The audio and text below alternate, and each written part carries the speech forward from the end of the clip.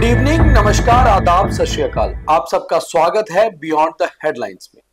और अब बात करते हैं आज शाम तक की खास खबरों की, क्योंकि हम आपको सुर्खियों से हटकर खबर की तह तक जाकर समझाते हैं कि आखिर सारा मामला है क्या। बंगाल से कश्मीर तक चीफ मिनिस्टर उमर अब्दुल्ला ने किया टीएमसी का धन्यवाद। जानेंगे पूरी खबर में आखिर क्यों। हम 370 और स्टेटहुड को वापस लाने के लिए काम कर रहे हैं, ऐसा कहना है deputy chief minister Surendra Kumar Chaudhary का। कल एलओपी लोकसभा राहुल गांधी आएंगे जम्मू कश्मीर, पुंछ और श्रीनगर का करेंगे दौरा। महबूबा का सत्यपाल मलिक पर बयान, क्या रहेगा खास, आपको बताएंगे। जम्मू में गर्मी का कहर, अभी नहीं होगी जल्द बारिश से महर। तो अब खबरें विस्तार से। ऑपरेशन सिंदूर के बाद जम्मू कश्मीर में सिविलियन एरियाज में भी पाकिस्तानी गोलीबारी से बहुत सारा नुकसान हुआ और उसको संज्ञान केंद्र सरकार ने भी लिया और जम्मू कश्मीर सरकार ने भी। मुख्यमंत्री उमर अब्दुल्ला हर इलाके में खुद पहुंचे और सारा जायजा लिया कि कहां कहां लोगों का क्या क्या नुकसान हुआ। मगर ऐसे में वेस्ट बंगाल से एक एमपीज का डेलीगेशन जम्मू कश्मीर पहुंचता है। ये 5 सांसद सबसे पहले पुंछ जाते हैं, श्रीनगर से बाय रोड, वहां से राजौरी, वहां से जम्मू और फिर वापस श्रीनगर जाएंगे और इनका धन्यवाद करते हैं उमर अब्दुल्ला मुख्यमंत्री है। बात तो ठीक है कि उमर अब्दुल्ला को लगा कि उनके जम्मू कश्मीर यूटी में सबसे पहले अगर किसी पार्टी के सांसद पहुंचे तो वो बंगाल से कश्मीर तक आने वाले टीएमसी यानी कि तृणमूल कांग्रेस के ही सांसद थे। तो ऐसे में धन्यवाद करना तो बनता है, मगर क्या ये सियासी दूरियां नजदीकियों में भी बदल सकती हैं? क्योंकि पिछले कुछ समय से उमर अब्दुल्ला की पार्टी नेशनल कॉन्फ्रेंस अपने आप को इंडिया ब्लॉक से लगभग अलग करके देख रही है। मगर ऐसे में ही इंडिया ब्लॉक की एक मुख्य घटक होने के खातिर टीएमसी तृणमूल कांग्रेस, जिसकी मुखिया ममता बनर्जी हैं, वो सीधे बंगाल से कश्मीर अपने सांसदों को भेजती हैं कि वो जाकर देखें वहां लोगों का क्या नुकसान हुआ है। तो ये कहीं ना कहीं सियासत से हम इसे नहीं जोड़ रहे, मगर सियासी मतलब तो निकलते हैं, क्योंकि जब सियासी मतभेद होते हैं तो सियासी फायदे भी देखे जाते हैं। हालांकि उमर अब्दुल्ला या उनकी पार्टी एनडीए के भी बहुत नजदीक नहीं है, मगर केंद्र सरकार के साथ और ऑपरेशन सिंदूर के दौरान उनके बयान बहुत ही सटीक रहे, क्योंकि बात देश की थी, सियासत की नहीं। मगर अब जब सब कुछ नॉर्मल हो गया है तो फिर क्या सियासत शुरू हो रही है। और ऐसे में राहुल गांधी जो लीडर ऑफ ऑपोजिशन है लोकसभा में, वो भी जम्मू कश्मीर पहुंच रहे हैं और उमर अब्दुल्ला ने उनका भी स्वागत किया है, क्योंकि राहुल गांधी 24 मई यानी कि शनिवार को सुबह जम्मू पहुंचेंगे, यहां से पुंछ जाएंगे, पुंछ से श्रीनगर जाएंगे और वहां उनकी मुलाकात मुख्यमंत्री उमर अब्दुल्ला से भी होगी।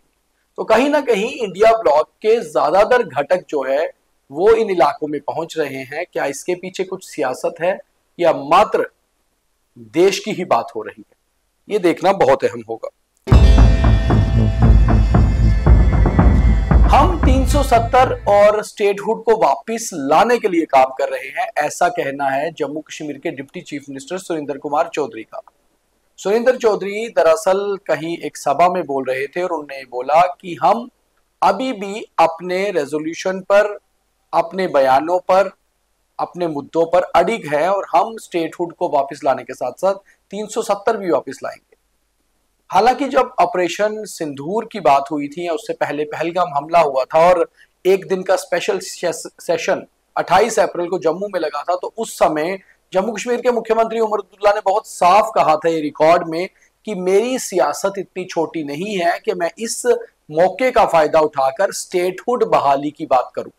और उसके बाद उमर अब्दुल्ला ने करीबन 1 महीना हो गया है कभी स्टेटहुड का जिक्र भी नहीं किया, ना ही केंद्र सरकार के साथ, ना ही मीडिया में।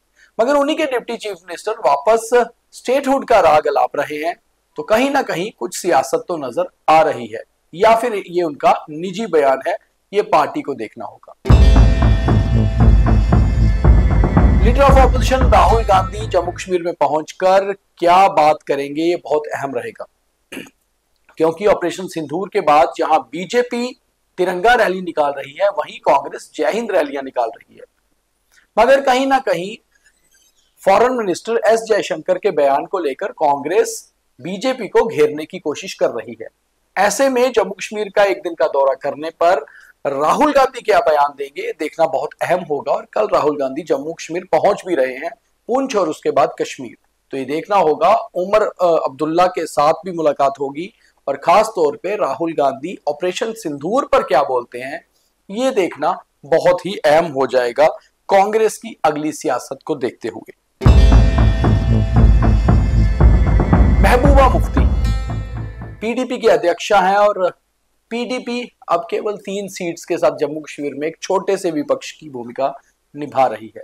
मगर एक समय था जब महबूबा मुफ्ती ने बीजेपी के साथ जो अपनी सरकार थी उसके गिर जाने के बाद दोबारा कोशिश की थी कि सरकार बनाई जाए। वो समय था 2018 का और महीना था नवंबर। उस समय जम्मू कश्मीर के राज्यपाल थे सत्यपाल मलिक, और सत्यपाल मलिक पर महबूबा मुफ्ती ने बहुत आरोप लगाए थे कि राजभवन की फैक्स मशीन ही नहीं चल रही थी, जबकि हमने तो अपना विधायकों वाला पत्र सौंपा था कि हम सरकार बनाना चाहते हैं। उसके बाद लगातार महबूबा मुफ्ती कहीं ना कहीं सत्यपाल मलिक के साथ उनकी कुछ खटपट चलती रही। फिर 2019 में जब जम्मू कश्मीर स्टेट से यूटी बन गई तो यहाँ पर एलजी जो है वो मुख्य तौर पे आ गए और यहाँ से गवर्नर की पोस्ट खत्म हो गई। उसके बाद सत्यपाल मलिक अलग अलग जगह राज्यपाल रहे, उसके बाद अपने अलग अलग बयानों के लिए भी वो काफी चर्चा में रहे। आज जब सत्यपाल मलिक पर सीबीआई ने चार्जशीट फाइल की है कीरू प्रोजेक्ट करप्शन केस को लेकर, तो उस समय महबूबा मुफ्ती का एक एक्स पर स्टेटमेंट आता है और वो ट्वीट करती हैं कि सत्यपाल मलिक जो इस समय उनकी सेहत ठीक नहीं है, हॉस्पिटलाइज हैं, इस समय सीबीआई को जरा सोचना पड़ेगा। तो कहीं ना कहीं ये सियासत है या फिर महबूबा मुफ्ती वाकई ही में एक इमोशनल होकर एक ह्यूमन ग्राउंड्स पर ये मैसेज दे रही हैं, ये भी देखना बहुत अहम होगा। आगे बात करते हैं जम्मू में लगातार बढ़ती गर्मी की।